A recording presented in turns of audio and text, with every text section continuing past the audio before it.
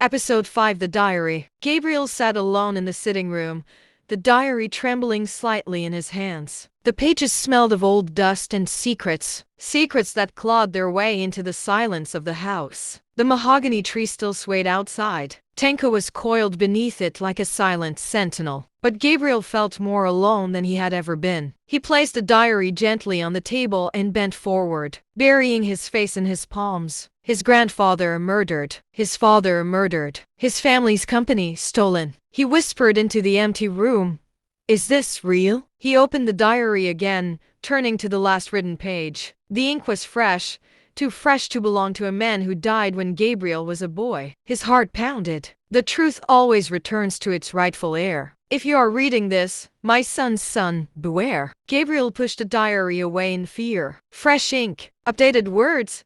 But how? Who wrote this? His voice shook. "Grandfather, is this really you?" He looked once more at the mahogany tree outside. Tenko had not moved. The python's head rested on its massive coils, but its golden eyes were fixed on the house as if waiting. A shiver ran down Gabriel's spine. "Tenko, you want me to read this," he murmured. But another wave of confusion washed over him. He had grown up believing the magnificent Alex was owned by his step-grandfather, an iron-fisted man with little warmth. His sons, sharp-eyed and arrogant, now ran the company like heirs to a kingdom. But now the diary said the opposite. His grandmother, the woman he barely remembered, had betrayed her husband, drugged him slowly until he died, married her lover Gabriel's so-called step-grandfather, and together they seized everything. Gabriel's father should have inherited the company. Instead, his brakes were tampered with. He and Gabriel's mother died on a lonely road with no witnesses. Gabriel's chest tightened painfully. "So it wasn't an accident," he whispered. "They killed him. They killed them both." He stood up abruptly,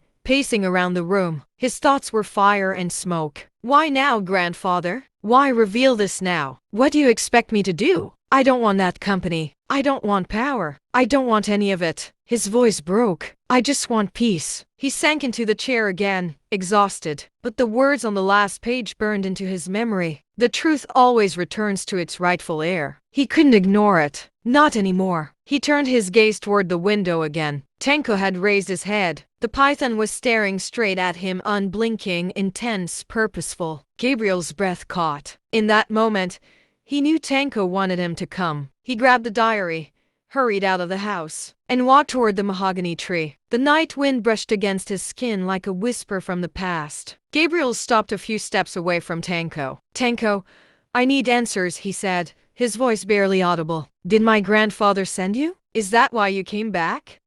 Tenko slowly uncoiled, his body gliding across the earth toward Gabriel in a slow, almost ceremonial movement. The python's golden eyes reflected the moonlight and something else. Something ancient. Something knowing. Tenko lowered his head at Gabriel's feet. Gabriel trembled. "Tenko, what am I supposed to do now?" Suddenly, the python turned and began moving toward the far end of the compound, toward the old footpath that led into the forest behind Gabriel's childhood home. Gabriel hesitated. "Tenko, where are you taking me?" Tenko did not look back. He kept moving, slow but determined, like a guide who had waited years for this moment. Gabriel clutched the diary tightly and followed. His heart pounded with fear and destiny. Somewhere in the darkness, something awaited him. Something his grandfather wanted him to see.